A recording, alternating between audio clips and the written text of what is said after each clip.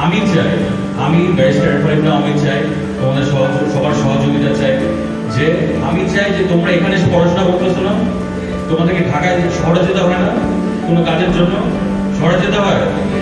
আমি চাই এমন ভাবে এই হযরতপুর ইউনিয়ন, কেরানীগঞ্জ, ঢাকা ২কে গড়ে তোলার জন্য যেন মানুষকে শহর থেকে এখানে আসতে হয়। তোমাদের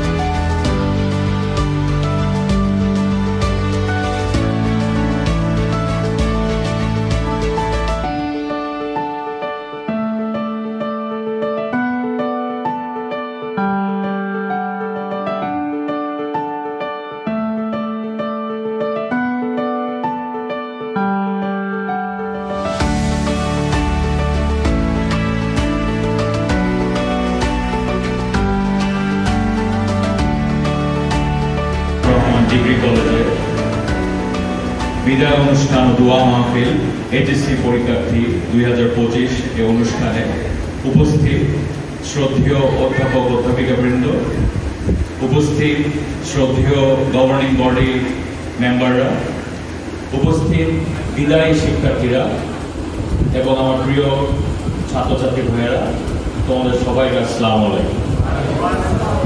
সবাই কি ভালো আছো? এত কম জোর গলায় সবাই ভালো আছো? আলহামদুলিল্লাহ। ঈদ মোবারক। বলে আসলে এত কম জোর সবার। ঈদ মোবারক। তো আজকে আমি আসলে অনেক আনন্দিত তোমাদের সবার সাথে আজকে এই স্পেশাল দিনটা উদযাপন করতে পেরে, সবার বিদায় অনুষ্ঠান। আজকের দিনটা সবার জন্যই একটা মেমোরেবল, একটা হচ্ছে গিয়ে মনে করে রাখার দিন। আজকে শুধুই একটা তোমাদের বিদায় না, তোমাদের নতুন দিনের একটা শুরু, তোমার জীবনের নতুন একটা যাত্রার শুরু। তোমরা জানো যে তোমাদের আজকে এখানে আসতে বিভিন্ন বাধা করে ভেঙে আসতে হয়েছে। ধরো হচ্ছে গিয়ে যার যার জীবনে এখানে প্রত্যেকটি মানুষ একটা জীবন লাইফস্টাইল চালাচ্ছে। লাইফে কত ধরনের অসুবিধা, কত ধরনের বাধা অতিক্রম করে এখানে আসতে হয়েছে। এই এইচএসসি পরীক্ষা 26 তারিখে না তোমার সবার?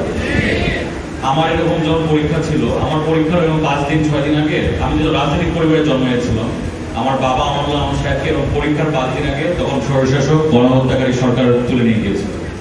ওর মধ্যেও আমি পরীক্ষাটা দিয়েছিলাম, আল্লাহর রহমতে ভালো করেছিলাম। এরকম মানুষের জীবনে বিভিন্ন ধরনের বাধা আসতে পারে, কিন্তু যখনই আমার পরীক্ষার সময় আমার বাবার সাথে দেখা করতে যেতাম, উনি বলতো যে স্ট্রাগল ফর এক্সিস্টেন্স, অর্থাৎ জীবনের জন্য সংগ্রাম। প্রত্যেককে জীবনের জন্য সংগ্রাম করে এগিয়ে যেতে হবে। তোমরা আজকে এখানে যারা আছো, এই সাফল্যের জন্য কিন্তু তোমাদের শুধুই এক একজনকে কিন্তু ক্রেডিট দেওয়া যাবে না। এখানে আসার জন্য শ্রদ্ধেয় শিক্ষকরা, তোমাদের শ্রদ্ধেয় বাবা মারা এবং চারিপাশে যারা পাড়া প্রতিবেশী বন্ধু বান্ধব, সবার ভালোবাসা, সবার সহযোগিতা তোমরা এখানে এসেছো, তাই না ভাইরা বোনেরা? তো অতএব এটা মাথায় রেখে তোমাদের সবাইকে সামনের দিনের জন্য এগিয়ে যেতে হবে। আজকের দিনটা তোমাদের হচ্ছে গিয়ে বিদায় না, শুধু একটা নতুন যাত্রার শুরু। এই জন্য তোমাদের সবাইকে শিক্ষাকে দিয়ে ভালোভাবে পড়াশোনা করে একটা ভালো মানুষ হতে হবে।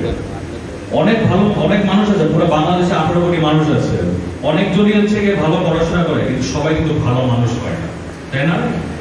তো এই জন্য একজন ভালো মানুষ হতে হবে এবং মনে রাখতে হবে যে শিক্ষা দিয়ে তোমরা যেটা অর্জন করবা, সেই শিক্ষা দিয়ে ভালো একটা মানুষ হয়ে যেটাই করো, আজকে হয়তো তোমরা এখানে পড়াশোনা করছো, সামনে হচ্ছে কি একজন ডক্টর হবা, গবেষক হবা, ব্যবসা করবা, বা কোনো বড় কোম্পানিতে কাজ করবা, বা যেটাই করো, কিন্তু মনে রাখতে হবে যে যেটা করবা, তোমাদের যে পেশা হোক, ওই পেশা দিয়ে সমাজের জন্য উপকার কাজ করতে হবে, সমাজের জন্য উপকার করতে হবে, সমাজের একটা ভালো মানুষ হতে হবে, মানুষের পাশে দাঁড়াতে হবে।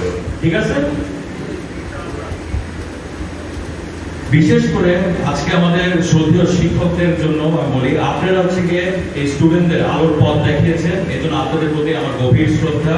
আপনারা কষ্ট করে যেভাবে কাজ করছেন, যেভাবে স্টুডেন্টদের পিছিয়ে আপনাদের সময় দিচ্ছেন তাদেরকে মানুষ করার জন্য, এই জন্য আপনাদের প্রতি গভীর শ্রদ্ধা।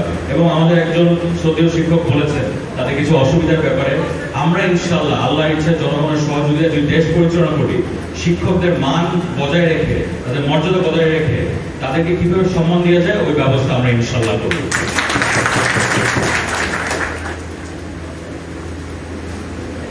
একই সাথে আমার প্রিয় ছোট ভাইয়েরা, বোনেরা, আমার প্রিয় শিক্ষার্থীরা, আজকের দিনটি বিদায় না, আবার বলছি, নতুন শুরু। অতএব সবাই আত্মবিশ্বাস রেখে, নিজের প্রতি আত্মবিশ্বাস রেখে সামনে এগিয়ে যাবে এবং যার যে স্বপ্ন ওটা বাস্তবায়ন করতে হবে। এই যে আজকে এখানে এসেছি, এটা কিন্তু খুব ইজি একটা জার্নি ছিল না আমার জন্য, অনেক বাধা অতিক্রম করে এখানে আসতে হয়েছে। তো অতএব তোমাদেরও জন্য আমার দোয়া রইল এবং ইনশাআল্লাহ আমি জানি তোমরা পারবা। নিজের যে স্বপ্ন ওটা বাস্তবায়ন করার জন্য ভালোভাবে সবাইকে, বড়দেরকে শ্রদ্ধা করতে হবে, শিক্ষকদেরকে শ্রদ্ধা করতে হবে এবং একই সাথে ছোট যারা তোমাদের বয়সে, যারা তোমাদেরকে দেখে শিখবে তাদেরকে স্নেহ করে, আদর করে ওইভাবে চলতে হবে সবাইকে। বুঝতে পেরেছো? এই যে কলেজটায় আজকে যে আমরা আসলাম, এখানে তোমরা অনেকজনের বয়স হয়তো 18 বা এর থেকে একটু হয়তো বেশি হবে। তোমাদের এই কলেজটা, এই যে পুরো কমপ্লেক্সটা, আশেপাশে যা আছে পুরোটা একটা খাল ছিল। এখানে কিন্তু এই অবস্থা ছিল না, এখানে অবস্থা ছিল না, পুরো একটা খাল ছিল, এই বিল ছিল। এটাকে 90 সাল থেকে আস্তে আস্তে আস্তে আস্তে এই আমানুল আমান সাহেব, আমার বাবা সহ এই যে গভর্নিং বডি, এখানে আমাদের শ্রদ্ধেয় শিক্ষক যারা আছে, এলাকার মানুষ, বিএনপি, খালেদা জিয়া, তাদের মাধ্যমে এখানে আছে কলেজটা হচ্ছে শহীদ প্রেসিডেন্ট জিয়াউর রহমান। তারপর স্কুল হয়েছে, রাস্তাঘাট হয়েছে। অতএব এখন সামনে আমি চাই, আমি ব্যারিস্টার ফারিদা, আমি চাই তোমাদের সবার সহযোগিতা চাই। যে আমি চাই যে তোমরা এখানে এসে পড়াশোনা করতেছো না, তোমাদেরকে ঢাকায় শহরে যেতে হয় না কোনো কাজের জন্য, শহরে যেতে হয়। আমি চাই এমন ভাবে এই হযরতপুর ইউনিয়ন, কেরানীগঞ্জ, ঢাকা ২কে গড়ে তোলার জন্য যেন মানুষকে শহর থেকে এখানে আসতে হয়। তোমাদের আমি ওইভাবে চেষ্টা করছি। আল্লাহ যদি দেয়, জনগণের সহযোগিতায় আমরা যদি দেশ পরিচালনা করি, আমি চাই যে শহর থেকে মানুষ এখানে আসবে, তোমাদের কাউকে আর কোনো সময় শহরে যেতে হবে না। তোমরা সবাই আমি সহযোগিতা করবো। একই সাথে আমি কয়েকটা কথা বলি। 31 দফার ব্যাপারে তোমরা সবাই জানো, আমাদের নেতা জনাব তারেক রহমান বলেছে 31 দফার ব্যাপারে তোমাদের শিক্ষার্থীদের জন্য একটা দুটা দফা বলি। প্রথমটা হচ্ছে গিয়ে, তোমরা এখানে যারা আছো, তোমাদের আত্মীয় স্বজন বা হচ্ছে গিয়ে তোমাদের বাবা মা হয়তো অনেকজনই দেশের বাইরে যায় ব্যবসা বাণিজ্যের জন্য, বা চাকরি করছে কোথাও দেশের বাইরে যাচ্ছে, হয়তো ইউরোপে যাচ্ছে, ফ্রান্স, ইটালি, বা হচ্ছে গিয়ে এই চায়নায় যাচ্ছে ব্যবসা বাণিজ্যের জন্য বা চাকরির জন্য, তাই না? এখন তোমরা এখানে সবাই ইংরেজি, বাংলা এই দুটো ভাষায় মোটামুটি তো প্রফেশিয়েন্ট, ভালো করে জানো, তাই না? কিন্তু একটা যদি তোমাদের এক্সট্রা ভাষা থাকতো, যে হচ্ছে ধরো চাইনিজ, ম্যান্ডারিন, বা ইউরোপের জন্য ফ্রেঞ্চ বা ইটালির যে ভাষা থাকতো, ইটালিয়ান ভাষা, তাহলে তো তোমাদের ওখানে যে যখন চাকরি করবা বা ব্যবসা বাণিজ্য যাই করো দেশের বাইরে যে, বা ধরো বিদেশি বিনিয়োগকারীরা যখন দেশে আসবে, তোমরা যদি তাদের সাথে কথা বলো, ওই নতুন ভাষাটা তোমাদের শিখতে হবে না নতুন করে। তো ওই দফাটা আমরা ইন্ট্রোডিউস করব, যে যখন বিএনপি ক্ষমতায় আসবে ইনশাল্লাহ, আমরা প্রত্যেকটি শিক্ষা প্রতিষ্ঠানে একটা এক্সট্রা ভাষা তোমাদেরকে শেখানো হবে, যেন তোমরা এটা কাজে লাগাতে পারো। সেটা হতে পারে ম্যান্ডারিন, ফ্রেঞ্চ, চাইনিজ ভাষা, বা হচ্ছে ইটালিয়ান ভাষা, বা হচ্ছে ফ্রেঞ্চ ভাষা, যেটা সময়ের জন্য যুগোপযোগী, সেই ভাষাটা তোমাদেরকে শেখানো হবে। জানো, তোমাদের পড়াশোনা শেষ করে আবার মাথায় এই হেডেকটা না নিতে হয়, মাথা ব্যথাটা না নিতে হয়, যে আবার নতুন করে ভাষা শেখার জন্য, কাজ শেখার জন্য। বুঝতে পেরেছো? এটা একটা।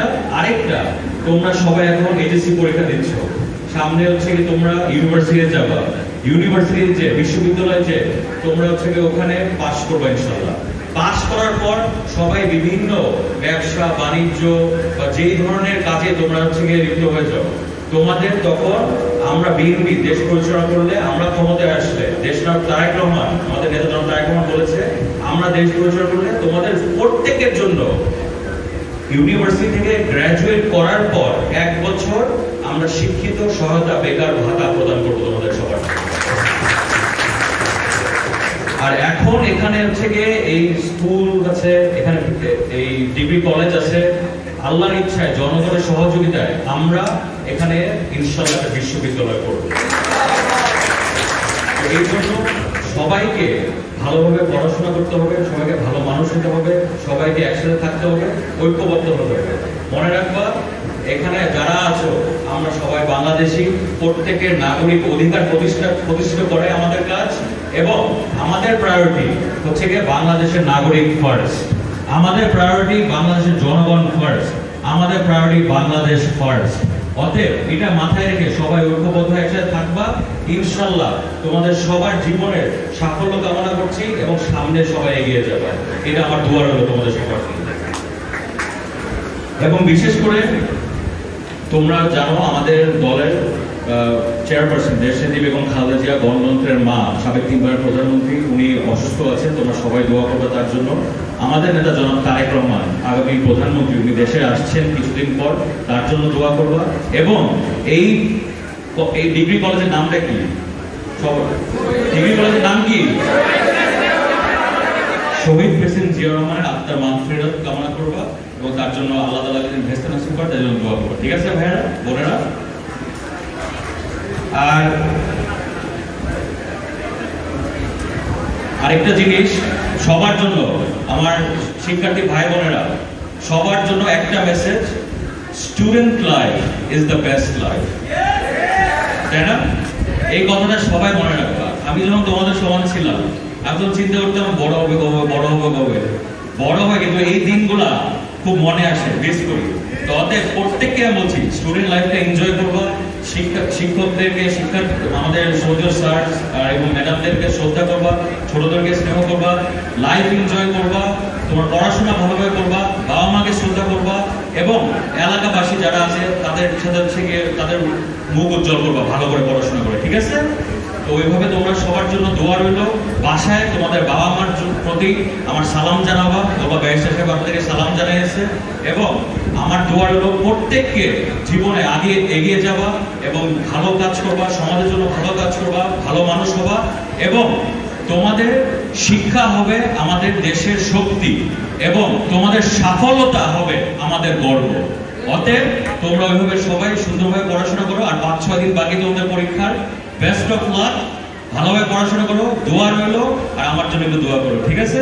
তো সবাই ভালো থেকো, আল্লাহ হাফেজ, আসসালামু আলাইকুম।